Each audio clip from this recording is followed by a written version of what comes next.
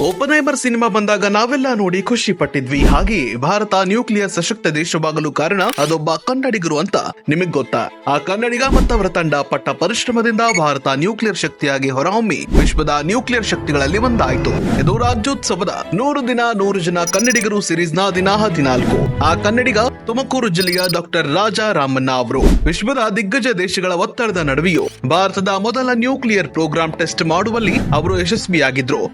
We do these experiments not for the pride of it, but in order to serve something much bigger, that is for the good and the welfare of the people of India. Homi Jahangir ಬಾಬಾ ಅವರ ನೇತೃತ್ವದಲ್ಲಿ ನಡೆಯುತ್ತಿದ್ದ ಈ ಯೋಜನೆ ಪೂರ್ಣಗೊಳ್ಳುವ ಮೊದಲೇ ಅವರು ತೀರಿ ಹೋದ್ರು. ನಂತರ ಅದರ ಜವಾಬ್ದಾರಿ ವಹಿಸಿದ್ದು ಕನ್ನಡಿಗ ಡಾಕ್ಟರ್ ರಾಜಾರಾಮಣ್ಣ ಅವರು. ಸ್ಮೈಲಿಂಗ್ ಬುದ್ಧ ಯಶಸ್ವಿಯಾದಾಗ ಜಗತ್ತಿನಾದ್ಯಂತ ಅವರ ಜನಪ್ರಿಯತೆ ಹೆಚ್ಚಿತ್ತು. ಡಿಫೆನ್ಸ್ ಮತ್ತು ಸ್ಪೇಸ್ ಅನಾಲಿಸ್ಟ್ ಗಿರೀಶ್ ಲಿಂಗಣ್ಣ ಅವರು ತಮ್ಮ ಒಂದು ಆರ್ಟಿಕಲ್ ನಲ್ಲಿ ಇರಾಕ್ ಸರ್ವಾಧಿಕಾರಿ ಸದ್ದಾಂ ಹುಸೇನ್ ಇರಾಕ್ ನಲ್ಲಿ ನ್ಯೂಕ್ಲಿಯರ್ ರಿಸರ್ಚ್ ಮುಂದುವರಿಸಲು ರಾಜಾರಾಮಣ್ಣ ಅವರಿಗೆ ಮನವಿ ಮಾಡಿದಾಗ ಅವರು ಸರಾಸಗಟಾಗಿ ತಳ್ಳಿ ಹಾಕಿದ್ರು ಅಂತ ಬರೆದಿದ್ದಾರೆ. ಸಂಗೀತದಲ್ಲೂ ಕೂಡ ಆಸಕ್ತಿ ಹೊಂದಿದ್ದ ರಾಜಾರಾಮಣ್ಣ ಅವರು ಪಿಯಾನೋ ವಾದಕರಾಗಿದ್ರು ಕೂಡ. ಇಂಥ ರಾಜಾರಾಮಣ್ಣ ಅವರು ನಮ್ಮ ನಾಡಲ್ಲಿ ಹುಟ್ಟಿದ್ದು ನಮ್ಮ ಹೆಮ್ಮೆ.